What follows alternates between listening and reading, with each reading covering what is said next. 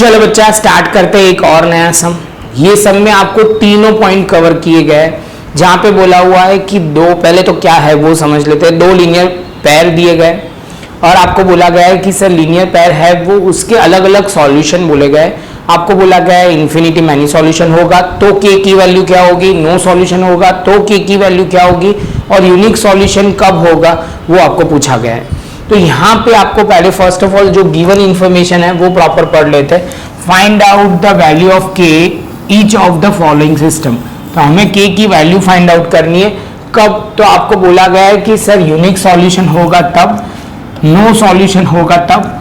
Is there any value of k for which there is a system has a infinity many solution. तो आपको indirectly तीनों चीज पूछी गई है। तो यहां से बच्चा सबसे पहले स्टार्ट करते करना क्या है, तो यहाँ पे आप देखेंगे बच्चा सबसे पहले आपको ये स्टैंडर्ड फॉर्म क्लियर होना चाहिए। स्टैंडर्ड फॉर्म क्या है, तो आप बोलोगे sir a1x plus b1y is equal to c1। Constant term हमने यहाँ राइट साइड है तो हमने भी राइट साइड लिखा। Same way a2x plus b2y is equal to c2। तो ये पॉइंट आप बोलोगे सर हमें समझ में आ गया। अब दूसरा पॉइंट जो फोकस करना है, यहाँ पे a1 क्या होगा, तो आप बोलोगे सर a1 जो है हमारा 2, सेम वे a2 जो है वो होगा 3, सेम वे b1 जो है वो k, b2 जो है -5। अब बोलोगे सर c1 एंड c2 जो यहाँ पे है 1 एंड 7। यहाँ तक क्लियर। अब बात आती है यूनिक सॉल्यूशन। क्या बच्चा, तो आप बोलोगे सर यूनिक सॉल्यूशन, तो यूनिक सॉल्यूशन होगा उसकी कंडीशन क्या है, तो बच्चा आप बोलोगे सर यहाँ कंडीशन बहुत सिंपल है।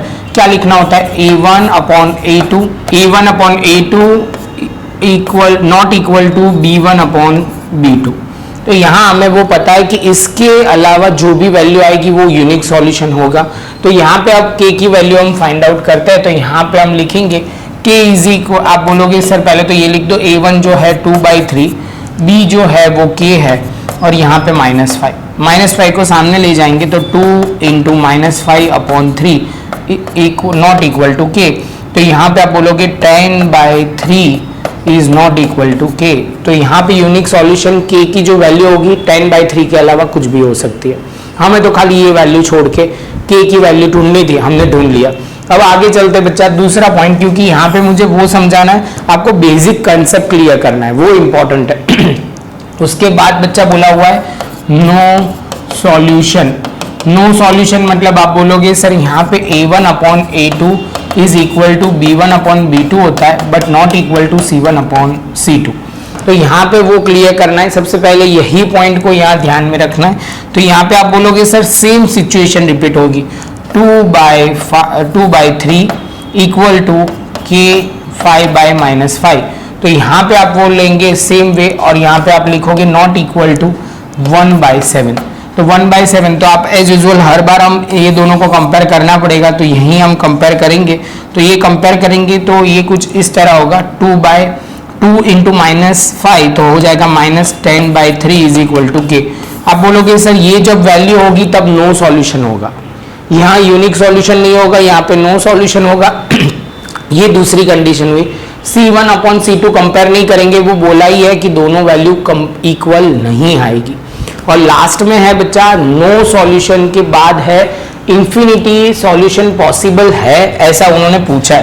पॉसिबल है कि नहीं वो हम चेक करते हैं, उसके लिए कंडीशन आपको क्लियर होना चाहिए।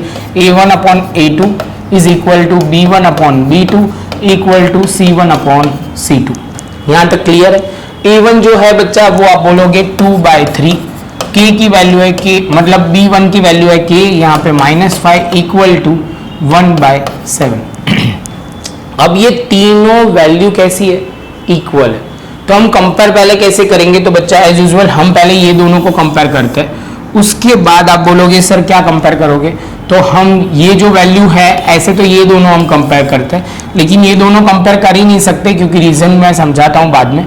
क्योंकि यहाँ पे भी k की वैल्यू नहीं है, यहाँ पे भी k की वैल्यू नहीं है, तो कंपेयर करेंगे तो आंसर नहीं आएगा।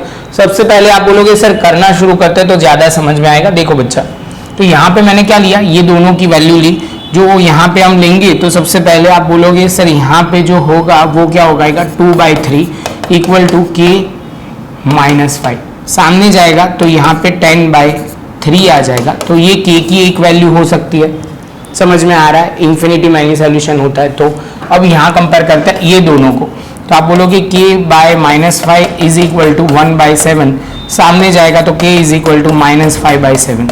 तो यहाँ k की वैल्यू सेम नहीं आ रही, k की वैल्यू सेम आती तो सही बात थी, k की वैल्यू सेम नहीं आ रही, इसका मतलब आपको क्या समझना है, यहाँ पे जो इन्फिनिटी मैनी सॉल्यूशन पॉसिबल नहीं आ रहा, क्योंकि ये आपको इक्वल टू बोला गया है, k की वैल्यू सभी जगह सेम आनी चाहिए तब भी इन्फिनिटी सॉल्यूशन पॉसिबल होगा। तो इसका इन्फिनिटी मैनी सॉल्यूशन पॉसिबल नहीं होगा।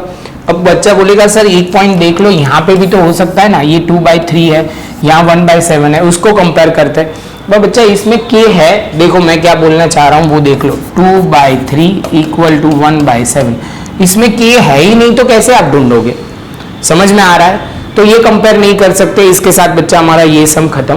प्रॉपर नोटबुक में लिख लो बच्चा। लास्ट में बच्चा यहाँ पे आपको लिखना है तो लिख सकते हैं, ये कोई सॉल्यूशन हो सकता है, तो यहाँ पे आप बोलोगे सर यहाँ पे बोला is there any value of k which have infinity many solution, तो यहाँ पे आप लिखोगे नो सॉल्यूशन, नो कोई वैल्यू नहीं आएगी, यहाँ पे हम लिखेंगे no value of k which have a system has a infinity many solution. ये छोटा सा पॉइंट प्रॉपर लिखना बच्चा, इससे आपको क्लियरिटी आ जाएगी। और जो मेन आंसर है ये नो लिखना बहुत जरूरी है, no solution is there for the infinity many solution. तो ये लिख लो बच्चा, मिलते हैं नेक्स्ट लेक्चर में नए सम के।